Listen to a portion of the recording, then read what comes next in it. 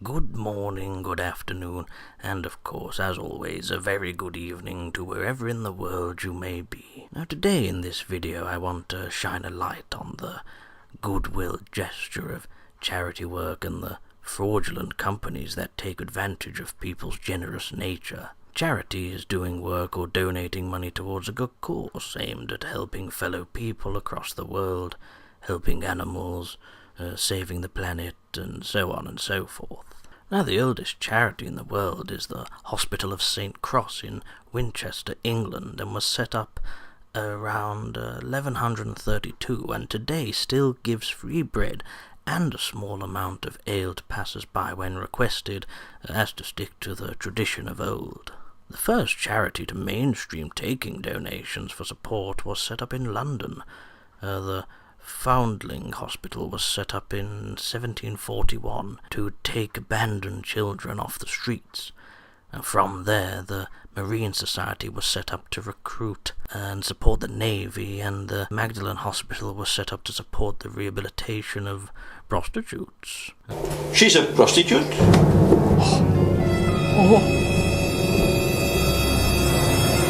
As those naughty little Jezebels. And during the 19th century, more upper classes and gentlemen clubs were setting up charities to help the poor. This was a major social reform, where the rich were openly donating money to the less advantaged and so on.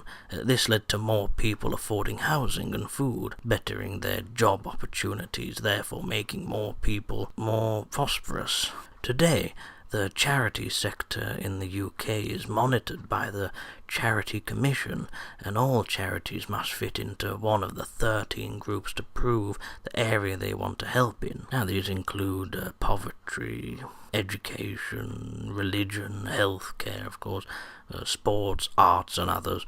They must also prove their benefit within the community and comply with the many other laws such as business structure and account reporting. So, with many regulations, how come there is still a lot of stigma surrounding the charity sector? Well, the media, while slandered in many ways, is also useful in the helping the public to understand the truths on what goes on behind closed doors. Sometimes it's as plain as the nose on my very face. And that's very plain. Other times you just have to connect the dots. There have been headlines of charities such as the recent Oxfam coming to light and being exposed for the wrongdoings. Now, I'm not in any way trying to discourage people from donating to any organizations that I may mention. It's down to your own choices. I'm more trying to make people aware of simply where their money goes. One of the silent evils of charity work is the culture of trademark bullying. This is where a bigger charity uses a portion of its money to conduct legal battles against smaller charities. Now, I know a charity, in effect, is a business like any other, and wants as much publicity and money as possible. But charities are about helping, and I think it's wrong how they bully smaller charities for their own gain. The once leading breast cancer charity, Susan G. Komen, was infamous for this. They were reported to have sent hundreds of letters to various charities after they trademarked the phrase, "for the cure." Particularly, the event Kites for the Cure, aimed at lung cancer, took this to the media as they had been running their event longer. It's just that they didn't trademark it. Since this, they also had a contradicting partnership with KFC, selling fast food to raise awareness of cancer, whilst the food contains carcinogens. The Komen charity now operates on a much smaller scale due to losing donations. What a surprise. A major disgrace to the charity world is the multitude of animal charities that collect donations, pledging the protection and welfare of abandoned animals, but instead put the animals to sleep. Yes, the RSPCA seems to be one of those charities. Yes, over the past couple of years, the RSPCA has been losing donations due to the rise of no-kill animal shelters. There has been numerous reports of the RSPCA killing around half of the animals brought into them. Now, this has also included pregnant animals, such as dogs, say, that are labelled as dangerous. Well, just because, say, the mother dog is labelled as dangerous, that doesn't necessarily mean that every one of, 4, 5, 6, however many puppies that she was intending to have are going to be dangerous. That's absolutely ridiculous. And although this could be a tad overestimation, anyway, going back to the figures, they're still very high, especially when compared to places like the Blue Cross, say, who only put down 575 dogs out of 7,500, and usually down to it being typically ill health. I know it still doesn't sound great, but even Battersea Dog Home CEO Claire Holton admitted 1,200 animals, 5,000 are put down in their charity. Now, in some cases this is a little bit unavoidable, you might say, depending on how it could be argued, but I think it should be mentioned that some are doing it a damn sight more than others, and for what appears to be needless reasons. Anyway, back to the RSPCA. An animal rights activist called Nathan Winograd helps promote no-kill shelters in America and Australia. The ones in Australia average 90 to 99% rehoming success rate, whilst one of the first premier no-kill shelters in America only puts down 12% of the animals. The RSPCA in the UK has reported to attempt to be a no-kill shelter. However, this has obviously failed due to the bad press it gets in relation to the topic at hand. Now, supporting this are numerous individual accounts where the RSPCA has illegally took animals from owners and euthanized them. One of these unfortunates was a man named Bob Skinner, and his pet pig named, Mr. Pig. Bob obviously was a man of imagination. He was Bob's best friend, so he claimed, for 20 years since his divorce, so he said. But the RSPCA took the pig whilst Bob was out and put the pig down due to a cancerous ulcer. Now, the RSPCA did this with no permission and no mention of treating the animal. Then the RSPCA went on to prosecute Mr. Skinner for cruelty. Now, unknowingly to the charity, Mr. Skinner had owned his own animal products company worth £800,000. The Crown Court ruled in favour of Mr. Skinner and was not fined. However, he did still have to pay $9,000 in legal fees and victim charges. Another case is that of Julie Anderson. She specifically took in rescue rabbits from shelters who had scars or didn't look as cute and fluffy as the others, as she knew they wouldn't find a good home generally. And the RSPCA raided her home and put to sleep 3 of her rabbits and a guinea pig, as the inspector ruled they were suffering. Since this had happened, the Government and Charity Commission stepped in and ruled the RSPCA inspectors could not decide if a pet was to be put down, only a certified vet can. It is also interesting to note that the RSPCA gets most of its income from the legal battles it powers against abusive pet owners, hence a spike in the amount of prosecutions they forward to court. They have been reported to have bullied people into pleading guilty and getting let off with a fine that goes straight to the charity bag. In 2016, the RSPCA had an income of over $140 million. Of this, $78 million came from legacy fines and grants from the government to ensure animal protection. Their motto should be more prosecuting people rather than saving animals, don't you think? Just to make a note of it too for this video. The RSPCA has no rights to enter your home. No, they don't. And they have no rights to take animals from your home. The owner has to sign over the animals in a signed document, or the RSPCA has to obtain permission from the court to remove animals. Also, if you find a stray on the streets or need to give a pet up to another home, visit nokillnetwork.org, who list no-kill shelters near to your area, and no RSPCA centres are on there. Thankfully. Another charity deserving the leather penguin seal of disapproval is the WWF. Now, for this, I don't have the time to list all of the contradictions these global animal murdering bastard promoters have as they span all over the world, but here's just a few insights. The WWF rakes in over $450 million every year, largely from charging companies 7-figure sums to use their approval logo on products. So yes, take that into account next time you get this and that in a cuddly toy. Wilfried Husman made a documentary and a book entitled Panda Leaks. It seems to be the thing now. The Dark Side of the WWF. Panda Leaks: The Dark Side of the WWF, which details the wrongdoings of the WWF. Surprise. However, you won't find this book in any normal bookstore, as the WWF had its lawyers threatening businesses with legal action. The book is only available from one website, as I came to find out. However, it is available on pandaleaks.org and through Amazon sellers. That's how I obtained one for some of this information. The book details how the WWF persuaded India's then Prime Minister Indira Gandhi to identify protected areas where tigers' habitats lay. Now, since the areas were supposedly protected in the 1970s, the number of wild tigers has dropped from 4,000 to around 1,700 now. Well, that's good charity work, isn't it? The WWF claimed that this is a success, as they haven't gone extinct.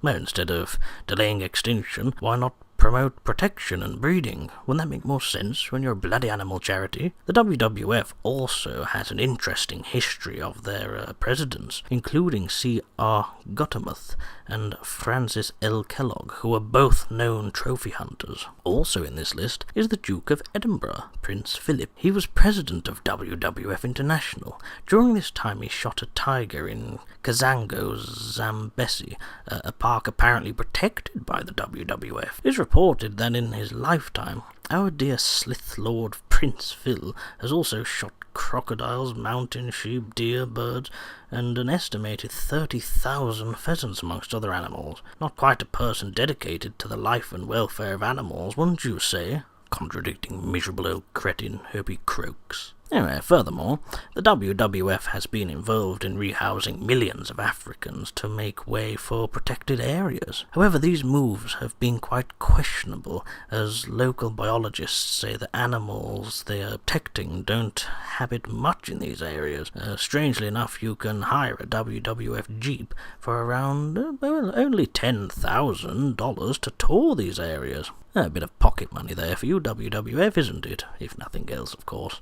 Also, the WWF in Canada actively advertises themselves as supporting hunting of wild animals, provided the harvest doesn't threaten long-term survival. This is in particular reference to the seal hunting, where seals are slaughtered in their hundreds of thousands every year. Even seal pups are killed for meat, supposedly, and their fur used as fashion. Yet the WWF has no policy condemning these savage rituals, and they are downright savage, cruel, and frankly pathetic. You should go and see some of the footage of these seal clubbings. It's absolutely disgusting. And lastly, the WWF has described the culling of elephants a good thing for their survival. How, you ask? Yes, I did too. The bizarre belief is that the ivory trade, which is outlawed the world over, protects the animals. This is because governments want the money that expensive ivory brings in, so that it is in their best interest to keep the elephants alive. Yes, once again disgusting. And if this were true, how come then their adverts and websites want you to donate money to protect the elephants? So yes, I won't advise giving money to these brainwashed corporate scandals. It's pretty evident the WWF is run by hunters who promote conservation through culling, simply so they can make money. These charities rely on the public giving donations as well as getting government aid. But what about the money that the UK taxpayer gives in foreign aid? Now, the UK is one of 6 countries who give the benchmark 0.7% of gross income behind Sweden, Denmark, Luxembourg, Norway, and the Netherlands. Other rich countries such as France, Italy, and the US give around 0.4%. So where does our money go? Now, in 2016, $13 billion was sent in foreign aid. Keeping in consideration we're a country in debt, as are most, but there you go, we can afford that. Now, 40% of this went straight to the United Nations. From there, Africa gets 51% of what's left over, and Asia 46%. Pakistan is the biggest receiver of this money. Pakistan! Which goes on education and healthcare, which is very charitable indeed, but reserves $2 billion of its own budget to be spent on nuclear weapons. So if they can't be persuaded to educate and heal their civilians, why should we do it for them?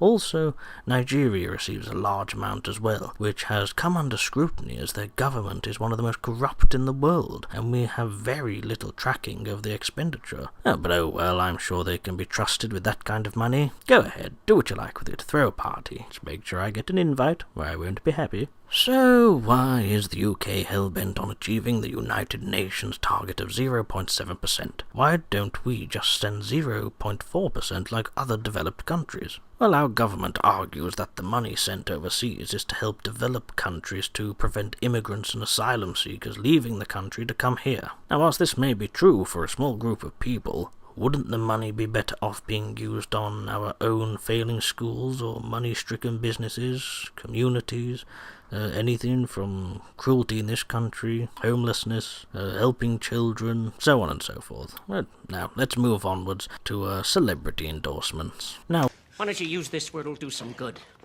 Why don't you shoot the actors?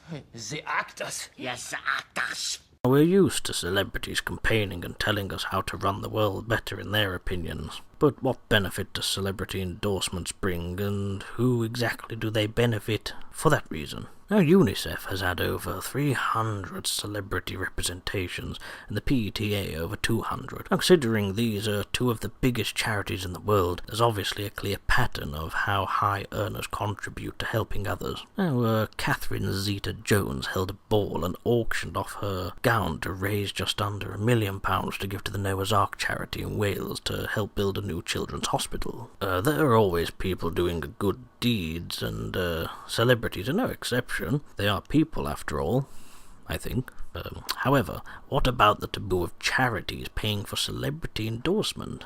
In 2015, Made in Chelsea star, and I use that word very, very loosely, Alexandra Felsteed advertised Bernardo's retail stores. The next day, The Sun investigated and found she was paid $20,000 to do it. Felsteed has denied this claim and said it was $4,000 she actually received. Well, $4,000 is still $4,000 worth of good-hearted donations going straight into celebrities' back pocket, even if it wasn't the $20,000, which it probably was. Also, think about all those celebrity editions of game shows like The Chase, say, The Cube, and Pointless. Sources from the BBC and ITV and reported paying low-rated celebrities £500 and up to $10,000 for better-known names. On The Chase, MP Nadine Dorris was paid over $3,000 to appear on the show, yet walked away not making any money for the charity as she was knocked out in the first round. But of course she got to keep the pay. Now, alongside this, we also have a number of charity scandals which quakes the donators' trust in the third sector. The most recent one being Oxfam. Now, in February 2018 this was. Oxfam employs over 10,000 staff working in 90 countries. Now, on February the 9th, the Times published a report of senior Oxfam staff paying prostitutes, some underage in fact I should mention, in Haiti after their devastating earthquake in 2010. The main accused was Ronald Van Hoenieren, I think I'm saying that right, who was in further detail accused of taking prostitutes to his villa in Haiti, which was being paid for by the donors to Oxfam. Now, he was also reported to have done the same in Chad in 2006 and Liberia in 2004 when he worked for a different aid charity. Charity Commission launched an investigation, and as a result, Oxfam had stopped receiving government funding until it has a better zero-tolerance policy. Both actresses Minnie Driver and Archbishop Desmond Tutu stepped down from being ambassadors to the charity, and in the weekend the report was published, 1,200 direct debit donations were cancelled, with a total amounting up to 7,000 cancellations in March. And that's not all. Ronald is now working as a supposed aid worker somewhere now in another country.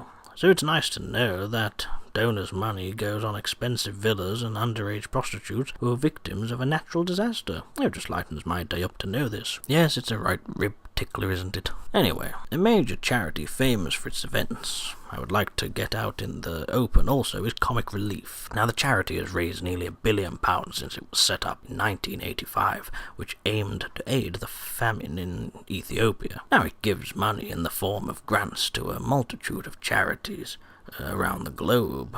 Most money raised comes from the good-hearted British donating their money during a god-awful 8-hour TV show to raise as much money as possible, with the ever-needed words of wisdom from an entire horde of celebrity morons, as usual. The celebrations begin a week or so before, with bakeries selling special biscuits, red noses being sold for £1 £1, typically, with all proceeds going to the cause.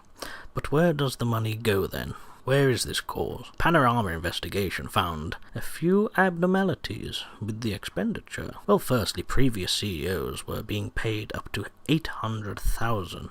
Well, enough said about that then.